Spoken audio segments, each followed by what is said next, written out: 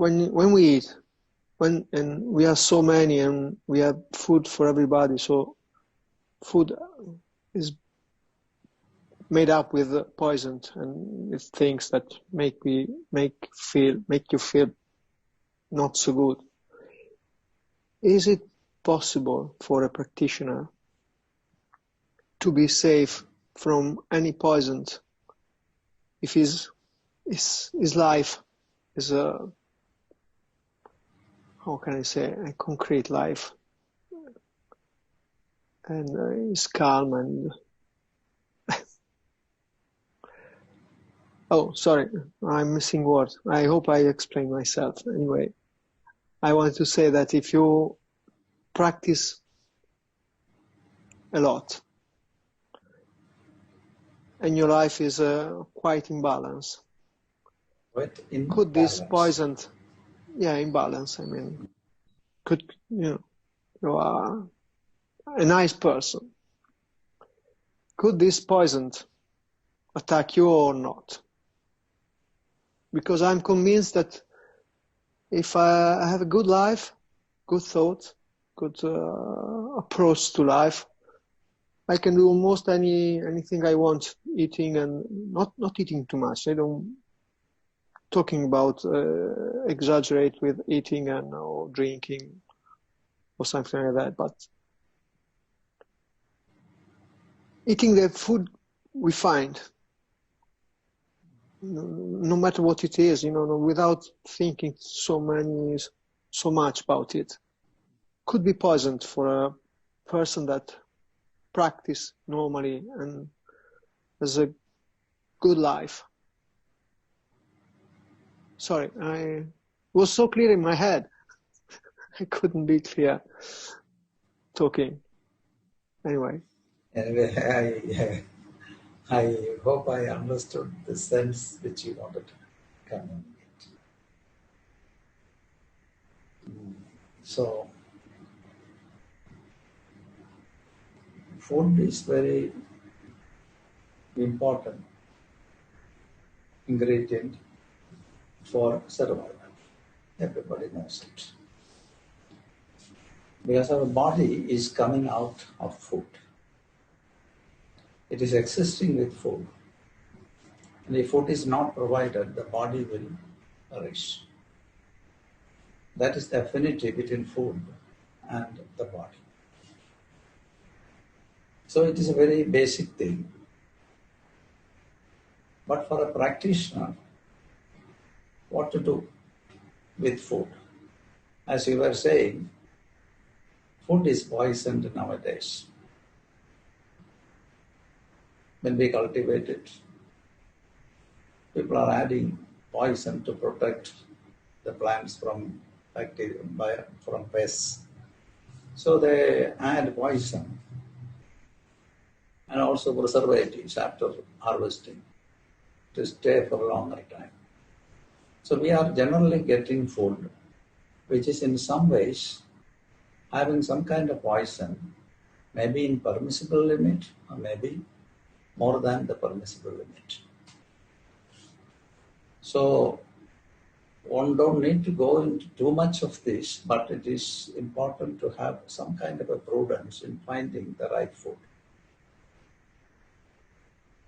in the early days of practice, because food counts quite a lot.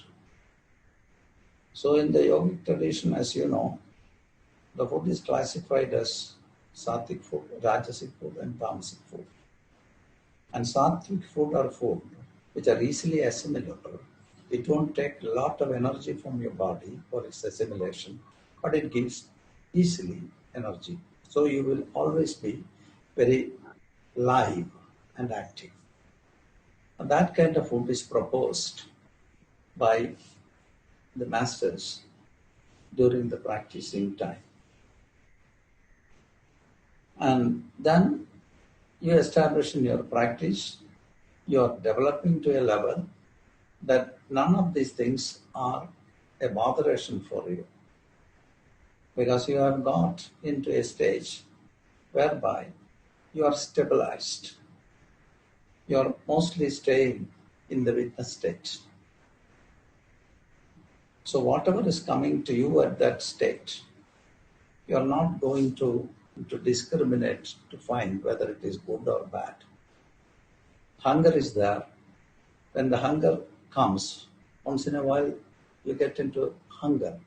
And when the hunger comes, you look to the outside and food appears. For people like that, it is like that. There will be, because you will see the food. And there you cannot discriminate whether it is poison food or dirty food or putrefied food and it is food.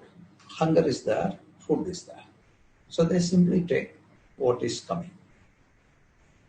And this is very much practiced, not practiced, this is very much seen, I should say, in India.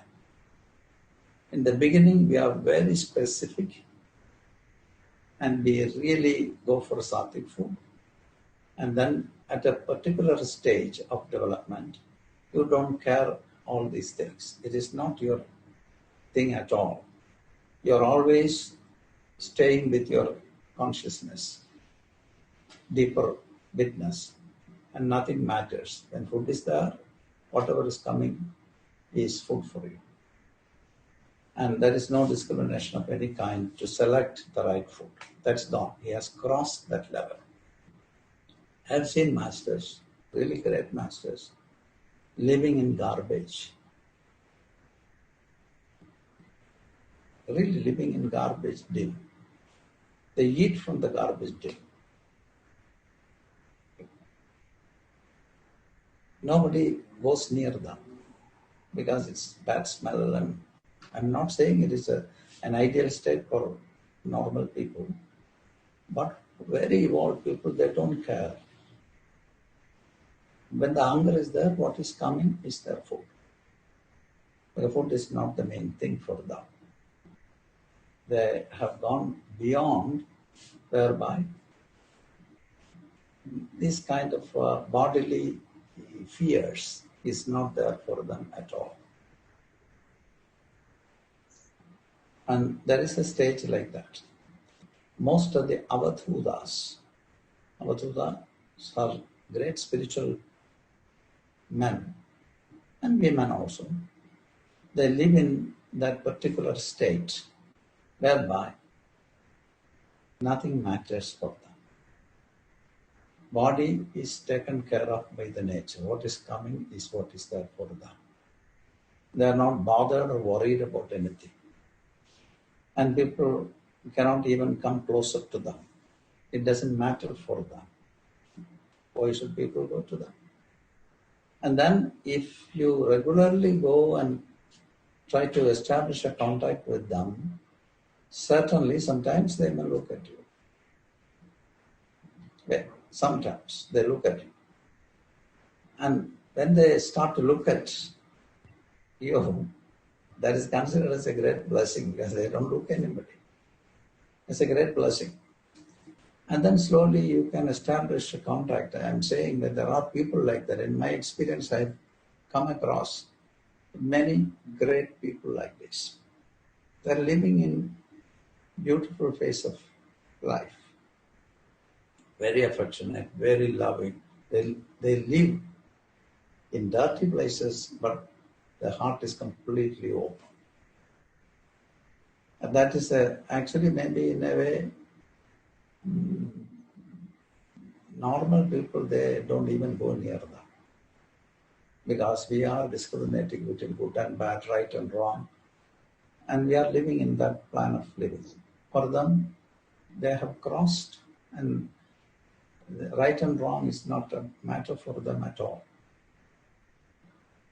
And so a practitioner may get into that kind of indiscriminate, non-judgmental condition. And for them, food doesn't matter at all. And body is also not a big affair for them. If body is there, it's there. If body is not there, it's not there. So that they don't care about it. So I've seen people like that. I try to spend time with this kind of people. Amazing people. Their presence is such a wonderful presence. But when you're looking at the dirt, then you cannot come closer to them at all. So in short, at the beginning, all these things are very important. Then after a certain level, when you are established in your own consciousness, all these things doesn't matter at all. Then you are being taken care of by the nature. You are part and parcel of the nature. And you are the nature itself. And there is no discrimination between right and wrong, good and bad. And they live in a completely different sphere. And one day they leave the body. I have seen so many people, not only one, many people. I came very close contact with these people, but people are hesitant to go near them also.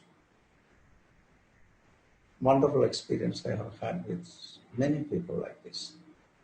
So that's for the development of the normal plan of our human existence. They live in a different plan. And it doesn't mean that everybody should go into the dirty place and sitting in the garbage, eat from the garbage, because it is a state of very high development. That's not the point. When you come out of the discriminative intelligence, which is the intellect actually, then nothing matters. No botheration at all. They are outlaws in many respects. You cannot place them in our small cage where we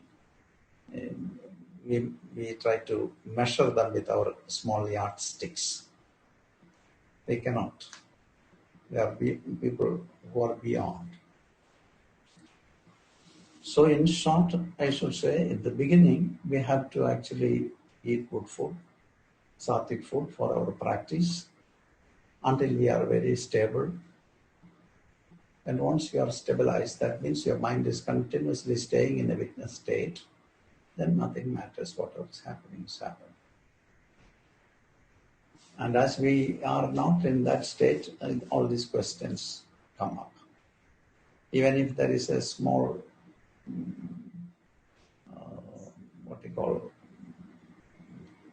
not tasty, something comes to you when you are hungry,